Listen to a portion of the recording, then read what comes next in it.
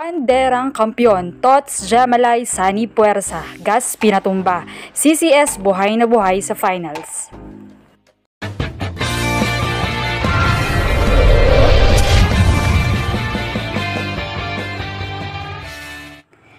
Isang mainit na namang laban ang inihatid ng OG PBL rivals Creamline Cool Smashers versus Petrogas Angels. Importante nga para sa dalawang koponang ito ang laban dahil ito magdidikta ng malaking tsansa ng Petrogas na makabalik sa finals. Habang sa CCS naman ay kailangan nila ang panalong ito para manatiling buhay sa finals. Nagpakawala naman ng malalakas na palo ang trio ng CCS, Galanza, Valdez at Carlos, kung saan si Carlos ay kababalik pa lamang galing Korea. Tila nga walang jetlag kay Carlos dahil first 6 agad, rumi-receive, pumapalo at dumidepensa.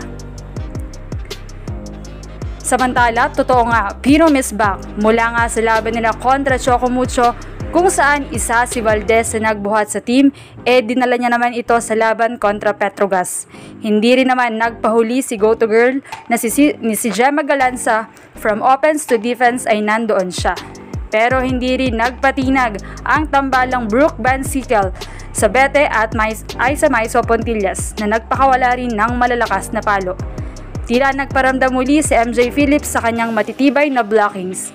Kapwa nga nagkaran ang dalawang koponan, lumamang nga ng 3 ang Creamline, pero nahabol lang Petrogas at nagkaroon ng run ang CCS which is 5-2, habang binawi muli ng Petrogas ito with their 5-0 run.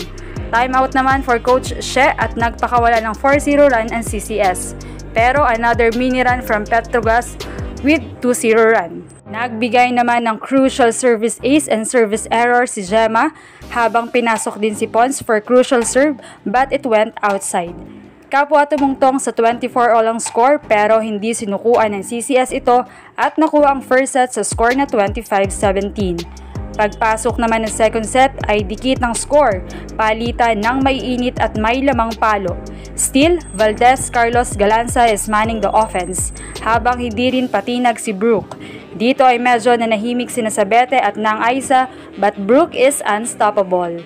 Matindi ang floor defense ng dalawang koponan pero sa latter part nga ng set ay muling nag-init si Nang Aiza at Sabete at tinambakan ng 4 ang CCS. Pero hinabol ito ng Creamline coming from Gemma's attack at ang monster block ni Gemma sa running attack ni Palma. And that was crucial dahil dito tumabla ang Creamline. Subalit dahil sa crucial error ni Pons ay nakuha ng Petrogas ang second set sa score na 25-23. Halos gitgitan pa rin ang set 3 dahil kada may lumalamang ay hinahabol. Nanahimik sa side ng Petro si Brooke pero si Nang Aiza naman ang nag-init. Habang teamwork pa rin ang CCS coming from Galanza, Carlos at Valdez. At tumutulong din si MG. Every time may substitution. Grabing floor defense naman ang ipinakita both team once again. 2 crucial service ace naman ang pinakawalan ni Kyle Negrito.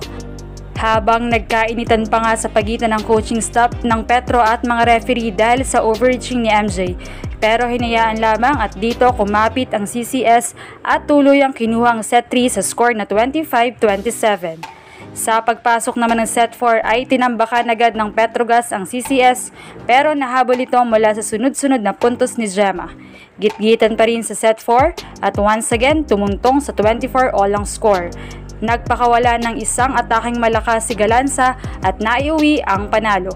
Dahil dito ay buhay pa ang Creamline para sa finals dahil ang Petrogas kung saan unang nakakuha ng panalo ay mayroon na ring talo. Samantala ay aabangan naman ang laban ng Chocomucho kontra Cherry Tigo. Talagang puso at banderang kampiyon ang ipinakita ng Creamline Cool Smashers. Anong masasabi niyo rito? Leave a comment below. Thank you for watching and don't forget to subscribe.